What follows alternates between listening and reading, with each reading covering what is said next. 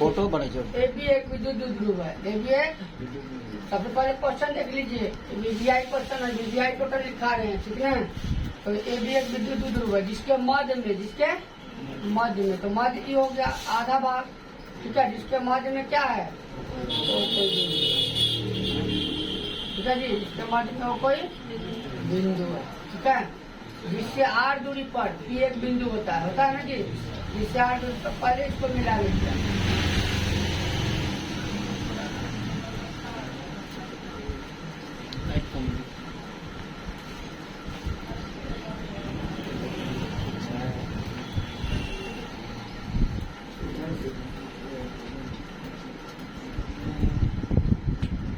ठीक है जी, थोड़ा टेढ़ा हो गया ना जी, चले रहने दीजिए, क्या दिक्कत है।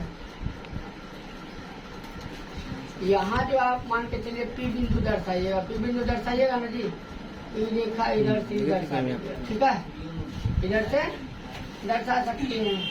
सबसे पहले ही ध्यान देना है, जब आप ये फिगर इधर बना रहे हैं तो आपका जो ई जो दिया हुआ, भाग जो दिया हुआ, हमेशा इधर का ऋणात्मक होगा, इधर का धनात्मक होगा। अगर ई रेखा इधर दर्शाते हैं, फिगर इधर बना रहे हैं, तो उसमें एक्स अक्ष भी आता है, वाई अक्ष भी आता है ना जी। तो सबसे पहले ध्यान देना है, अगर यहाँ मान के चलिए इस टाइप से बन रहा है, तो यहाँ क्या आ जाएगा। सबसे पहले देख लीजिए, ये भी एक विद्युत ध्रुव है जिसके मध्य में वो कोई बिंदु है, जिससे r दूरी पर P यहाँ मौजूद है। जिस पर हमें क्या करना है, विद्युत क्षेत्र की तीव्रता ज्ञात करनी है। तो E1 cos theta, E1 cos theta आ जाएगा। उसके बाद दूसरा क्या, E2 कोस थीटा, ठीक है। इसको मान लेते हैं E2 साइन थीटा। यहाँ क्या बताए थे, E1 साइन थीटा हो गया जी। थीटा तो दर्शाना पड़ेगा, ठीक है।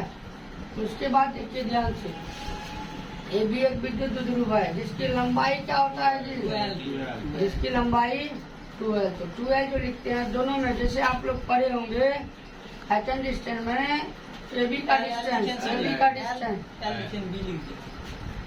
तो यहाँ क्या करना है, ओवल करना है।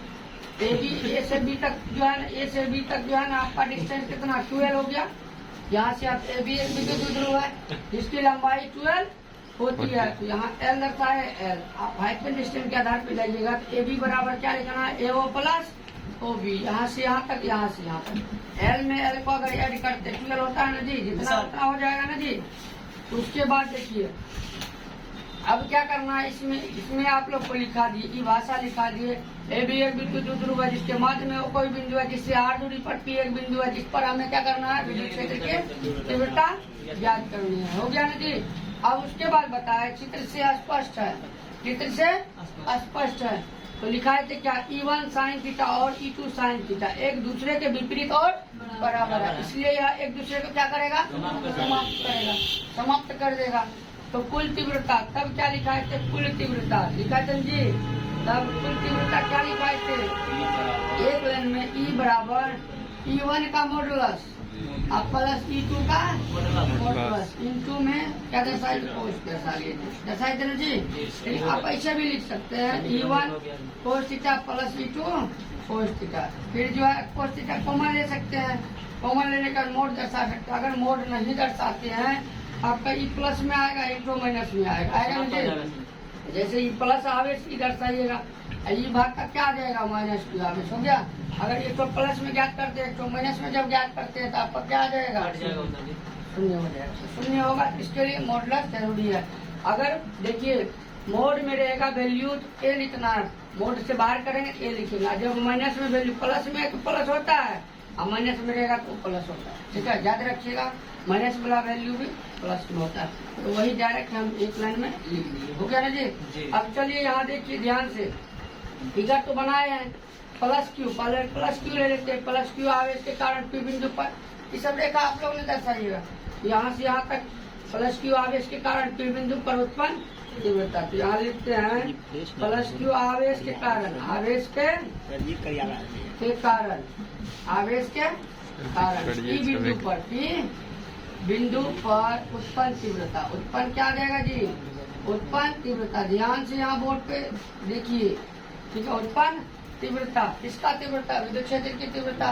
तो ई बराबर सूत्र क्या पढ़े हैं, विद्युत क्षेत्र की तीव्रता का सूत्र ई बराबर आप लोग पढ़े होंगे 1/4 pi epsilon naught q by R square, पढ़े है ना जी।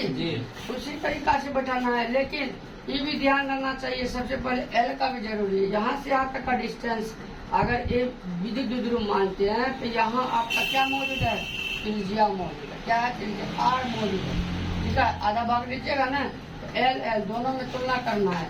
यहाँ क्या कीजिए, ई बराबर 1/4 पाई एप्सिलॉन नॉट, तो प्लस वाला क्यू है ना जी, प्लस क्यू लेना है। बाय में अब क्या करेंगे, आर स्क्वायर का है, आर स्क्वायर अगर चलिए दर्शाते हैं तो विद्युत क्षेत्र की तीव्रता में स्क्वायर तो होगा, स्क्वायर होगा ना जी। सबसे पहले देखिए यहाँ, अब ये देख लीजिए जो फिगर बनाया हुआ है ये आपका क्या है, लंब है, इसका क्या है, आधार। कोनो फिगर लीजिएगा, इस टाइप से फिगर बनाइएगा, ठीक है। इसका डिस्टेंस कितना है, आर है, इसका डिस्टेंस एल है। तो जब उसके बाद इसका हाइपोटेनस जब ज्ञात कीजिएगा, कर्ण ज्ञात कीजिएगा, क्या आ जाएगा, रूट में R square plus L square, ठीक है। तो कर्ण बराबर प्लस में ना होता है जी। फिर इस साइड का फिगर है तो वही भाग आएगा, तो इसमें भी इसका डिस्टेंस आर होगा, एल होगा। याद करेंगे R square plus L square, तो इस टाइप से याद किए तो यहाँ लिख सकते हैं R square plus L square, पहले ही दर्शा लीजिए। फिर यहाँ पे क्या आ जाएगा, आर स्क्वायर, ये लिखा नहीं जाता, आप लोग को समझाने के लिए लिख दिए। प्लस क्यू आवेश के कारण पी बिंदु पर उत्पन्न तीव्रता, ठीक है। तो इसमें लिखे हैं तो 1/4 pi epsilon naught plus q, plus वाला भाग ये तो ज्ञात किया, यहाँ दर्शाना है।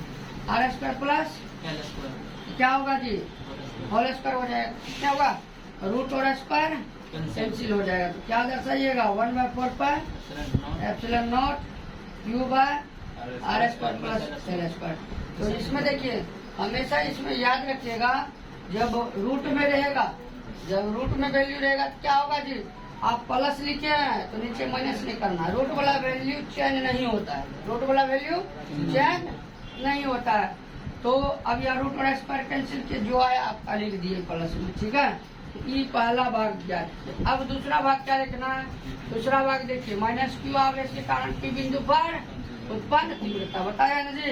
यहाँ क्या लिखिएगा, देख लिखते हैं, माइनस क्यू आवेश के कारण, आवेश के कारण पी बिंदु पर, पी बिंदु पर क्या जाएगा जी, और उत्पन्न तीव्रता, उत्पन्न तीव्रता।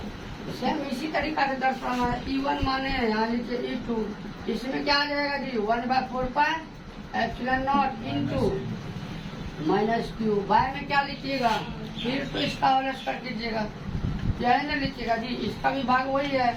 इसमें क्या दर्शाइएगा, रूट में दर्शाइएगा, रूट और स्क्वायर कैंसिल कीजिएगा, आपका R square plus L square. अब आप लोग अगर मान के चलिए कुल तीव्रता अगर मोड में नहीं दर्शाते, ये भाग प्लस में आया, ये भाग डायरेक्ट माइनस में आया ना जी। अब दोनों ये प्लस माइनस में अगर ऐड कीजिएगा तो कट जाएगा, क्या होगा, 0 हो जाएगा। लेकिन यहाँ क्या करना है, 0 नहीं लिखना है। काहे तो आप लोग को बताए थे विद्युत क्षेत्र, विद्युत विभव में जाइएगा ना, उसका निरक्षीय स्थिति शून्य होता है।